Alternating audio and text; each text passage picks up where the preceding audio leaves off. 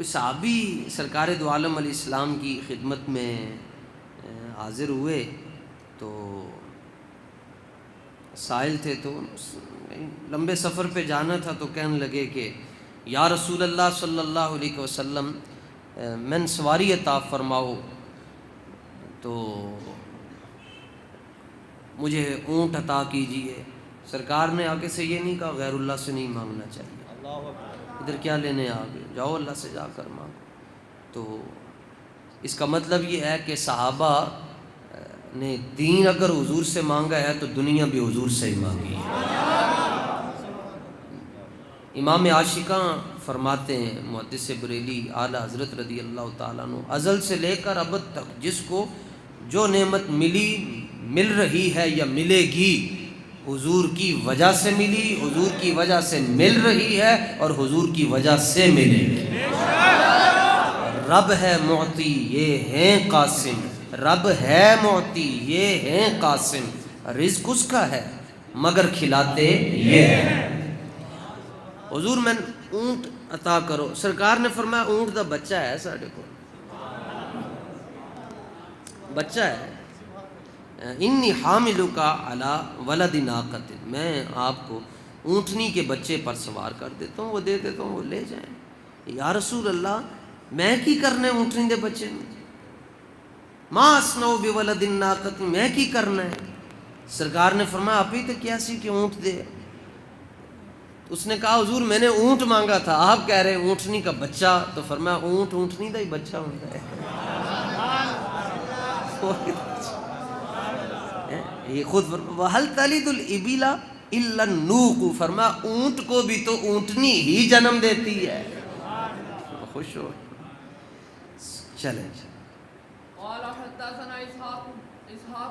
یعنی اس کا مطلب یہ ہے کہ جو مرشد ہے اس کو اپنے مریدوں کے ساتھ مل جل کر اور گھل مل کر رہنا چاہیے، ہر وقت جو ہے وہ اپنا لیول اونچا نہیں رکھنا چاہیے۔ تو یہ سب کچھ تعلیم امت کے لیے ہو رہا ہے۔ آج سسٹم ایسا بن گیا ہے پیروں تک رسائی نہیں ہے جی۔ سرکار دو عالم علیہ السلام نے فرمایا بہترین آدمی وہ ہے جس تک رسائی آسان ہو۔ چلیں۔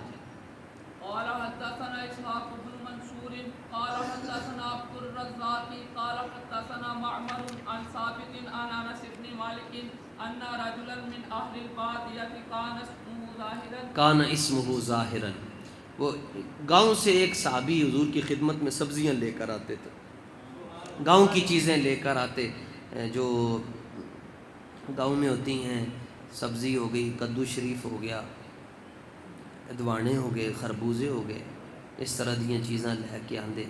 آپ پیچھے پڑھ چکے ہیں تربوز آقا علیہ السلام نے تناول فرمایا، خربوزہ تناول فرمایا، تو یہ ساری چیزاں لے کے آندے۔ جدوں انہاں دا موسم آندا تو سرکار انہاں نوں ویکھ کے فرماندن کہ اے ساڈا دیہات ہے تے اسی انہاں دے شہر ہاں۔ یہ دیہات تو پنڈاں دیاں چیزاں لے کے آندے تے سرکار اگوں انہاں نوں شہر دیاں چیزاں دے کے بھیجدے۔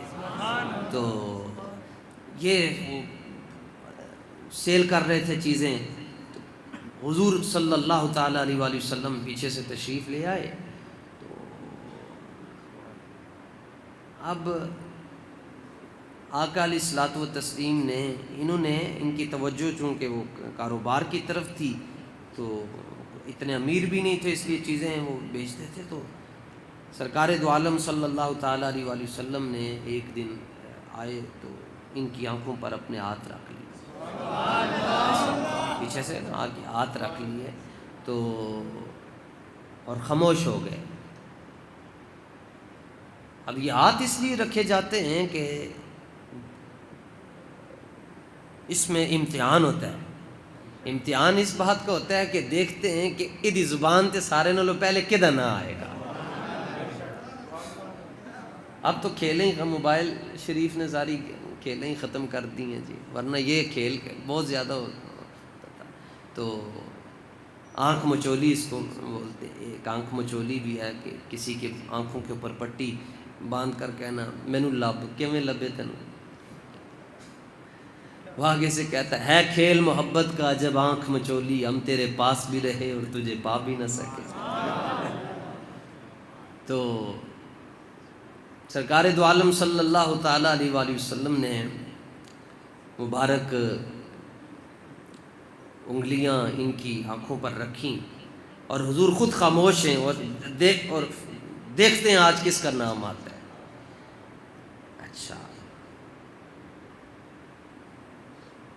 تو انہوں نے کیا کیا؟ ان کو پتہ چل گیا، فعرف النبی فالتفت فعرف النبی صلی اللہ تعالیٰ علیہ وآلہ وسلم، جب انہوں نے پہچان لیا کہ حضور ہی ہیں پیچھے، یہ کہ بولن نہ، خاموش، اور بس ایک کام شروع کر لیا، لا یالو ما الصق ظہرہ بصدر النبی صلی اللہ علیہ وسلم۔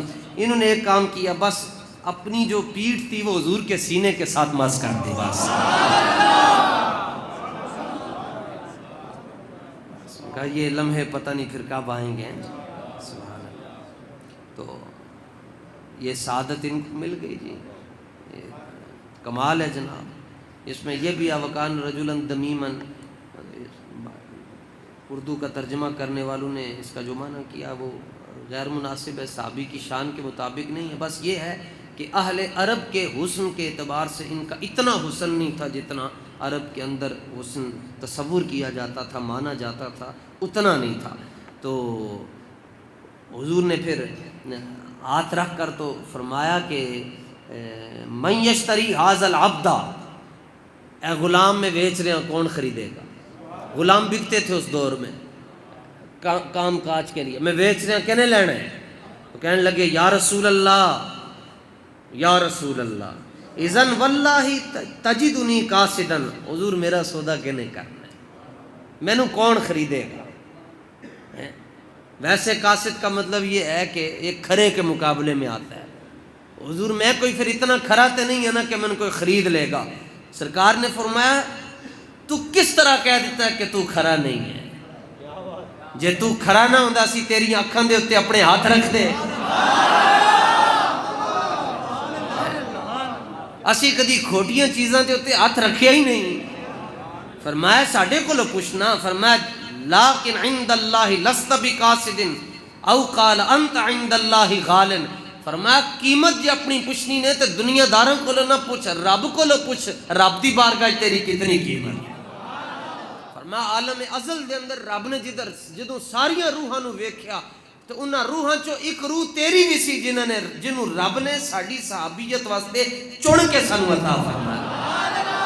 فرمایا انج عام گل تے نہیں نا، تو ابو بکر دا پیر بھائی ہے، تو کیویں تو عمر، عثمان، علی، طلحہ، سعد تے سعید تے زبیر دا پیر بھائی ہے، تو نہیں کھرا تے پھر اور کون کھرا ہوئے گا؟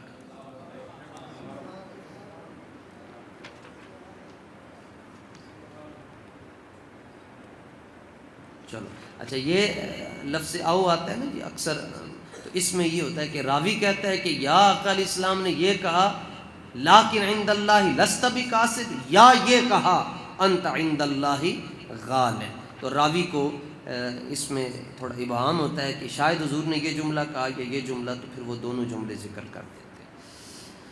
آگے چلیں جی، یہ کمال محبت کی علامت ہے جی، سبحان اللہ سبحان اللہ۔ چلیں۔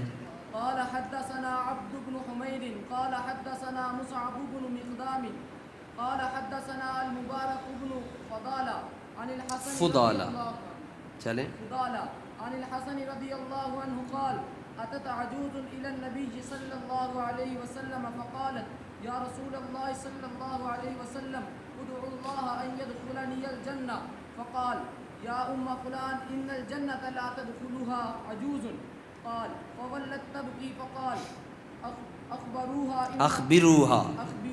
أنها لا تدخلها وهي عجوز، إن الله تعالى يقول إنا أنشأناهن إنشاء وجعلناهن أبكارا عربا أترابا۔ چلیں، سیدنا امام حسن بصری، یہ حدیث مرسل ہے کہ جو ہے وہ تابعی صحابی کو چھوڑ کر ڈائریکٹ حضور سے روایت کر رہا ہے، تو لیکن حضرت ملا علی قاری رحمۃ اللہ تعالی علیہ نے لکھا کہ اس حدیث کے شواہد بھی ہیں، مثلا اسی سے ملتی جلتی ایک حدیث حضرت سیدہ عائشہ رضی اللہ تعالیٰ عنہ سے روایت ہے اور ایک حضرت انس سے، تو جب حدیث مرسل کے شواہد مل جائیں تو اس سے جو ہے وہ استدلال کیا جا سکتا ہے۔ اس میں ہے کہ بارگاہ رسالت میں ایک بوڑھی خاتون آئی ہے، اتت عجوزن، بوڑھی خاتون، تو پنجابی چ دا ترجمہ کریں گے کوئی بیبے جی آئے، بوڑھی عمر بہت زیادہ تھی۔ ایک روایت کے مطابق وہ حضرت زبیر بن عوام کی والدہ تھیں، حضرت صفیہ رضی اللہ تعالیٰ عنہ، تو عمر بہت زیادہ ہو گئی تھی۔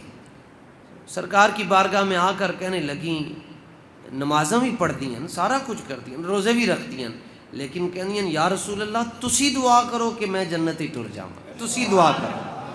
اپنی نمازاں تے عبادتاں تے مان نہیں ہے، حضور دی دعا تے یقین ہے۔ اجابت نے جھک کر گلے سے لگایا، بڑی ناز سے جب دعائے محمد، حضور جی دعا فرماؤ نا کہ میں جنتی ٹر جاؤں۔ سرکار نے فرمایا جنتی تے بڑھیاں نے جانا ہی کوئی نہیں، بڑھیاں نے تو نہیں جانا جانا۔ فولت تب کی روندیاں روندیاں واپس ٹر گئیاں، روئی جاؤں تے واپس ٹر گئیاں۔ تو نبی پاک صلی اللہ تعالیٰ علیہ وآلہ وسلم نے جب دیکھا کہ ہمارا مزاح پورا ہو چکا ہے، سرکار نے فرمایا روکو انہوں، روکو تے نال انہوں دسو کہ بڑھیاں نے نہیں جانا، جیڑی بھی عورت بڑھاپے چ ہوئے گی تے جدوں جنتی جان لگے گی اللہ انہوں جوان کر چھڑے گا۔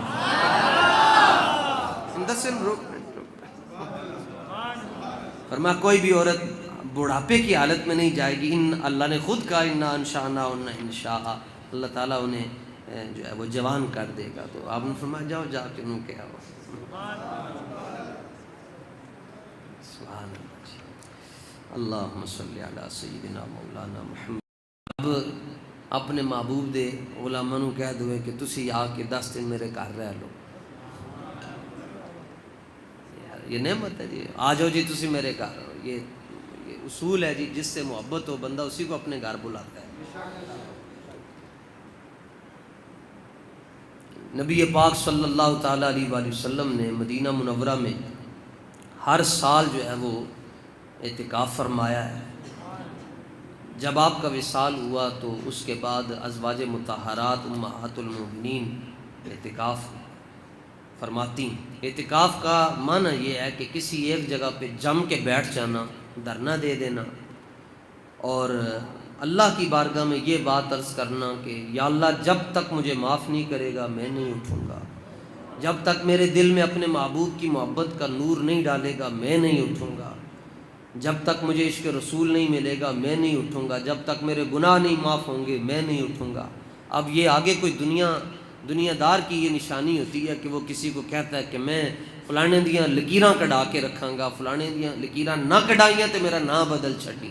ادھر رحمان اور رحیم ہے، کہتا ہے میرے فرشتوں دیکھنا پھر اگر میں نے اپنے بندے کو نہ معاف کیا پھر میں رحمان اور رحیم تو نہ ہونا، تو میں رحمان اور رحیم ہوں، لہٰذا میرا بندہ اپنا ناک وہ رکھ چکا ہے اور مجھے بار بار کہہ رہا ہے یا اللہ مجھے معاف کر دے، معاف کر دے، معاف۔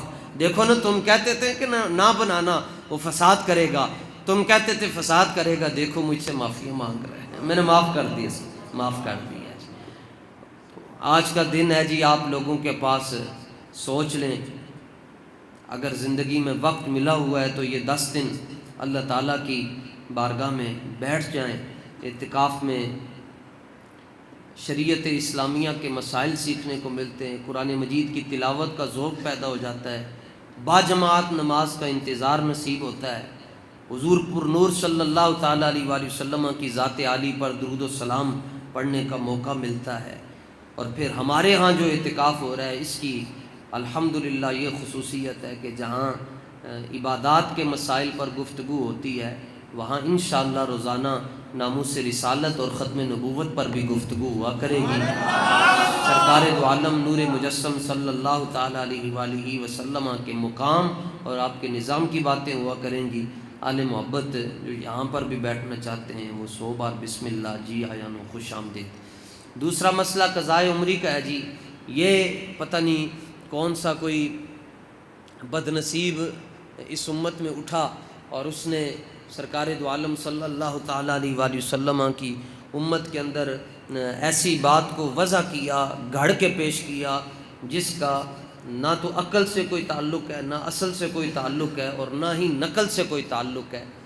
یہ پاکستان کے اندر بلکہ پوری دنیا میں مشہور ہے کہ جمعۃ الوداع کو آپ 4 رکعتیں پڑھ لیں، اور اس میں انہوں نے کوئی طریقے بھی بنائے ہوئے ہیں کہ اتنی مرتبہ یہ صورت پڑھنی ہے، اتنی مرتبہ یہ صورت، تو ساری زندگی کی جو قضا نمازیں ہیں وہ معاف ہو جائیں گی۔ انا للہ و انا الیہ راجعون۔ جس شخص نے ایسا کیا ہے اس کو ہم مبارکباد دیتے ہیں کہ آپ کے لیے سرکار دو عالم صلی اللہ تعالیٰ علیہ وآلہ وسلم نے ایک خوشخبری دی ہے، اور وہ خوشخبری یہ ہے، آقا علیہ السلام نے فرمایا جس نے میری طرف جھوٹ کو منسوب کیا اس کو خوشخبری دے دو کہ وہ دوزخ میں جائے۔ حضور پر نور صلی اللہ تعالیٰ علیہ وآلہ وسلم نے ساری زندگی جو ہے وہ نمازیں ادا فرمائیں، آپ کے صحابہ نے نمازیں ادا کی۔ خندق کے اندر جناب پیٹ پر پتھر باندھے ہوئے ہیں پھر بھی نمازیں پڑھی جا رہی ہیں، بدر میں نمازیں پڑھی جا رہی ہیں، احد میں نمازیں پڑھی جا رہی ہیں۔ اور پھر کیا کمال ہے سید الشہداء امام علی مقام امام حسین علیہ الصلاۃ والتسلیم کا کہ آپ نے کربلا کے اندر تپتی ہوئی ریت پر، تپتی ہوئی زمین پر بھی یہ نہیں کہا کہ قضائے عمری ہو جائے گی، بلکہ آپ نے 72 تن قربان کر کے بھی اپنی رب کی بارگاہ میں سجدہ ادا کیا ہے۔ تو اس کا نہ کوئی اس کی اصل ہے اور نہ ہی اس کی کوئی حقیقت ہے، اور وہ لوگ خدا سے ڈریں، وہ اللہ سے معافی مانگیں جو سرکار دو عالم صلی اللہ تعالیٰ علیہ وآلہ وسلم کی امت کے اندر ایسی بدعات اور ایسی نئی چیزوں کو اور ایسی خرافات کو بیان کرتے ہیں، ان کے لیے دوزخ کی بشارت ہے۔ وہ اللہ سے معافی مانگیں، اللہ کے رسول سے معافی مانگیں۔ بالغ ہونے کے بعد جس کی نمازیں قضا ہوئی ہیں وہ نمازیں بھی ادا کرے گا، اور ہر نماز کے ساتھ اللہ کی بارگاہ میں معافی بھی مانگے گا کہ یا اللہ یہ میں نماز وقت پر نہیں ادا کر سکا، مجھے معاف فرما دے، مجھے معاف فرما دے، مجھے معاف فرما دے۔ لہٰذا قضائے عمری کا اس شریعت کے اندر، اسلام کے اندر یہی کانسیپٹ ہے کہ قضائے عمری کا کوئی کانسیپٹ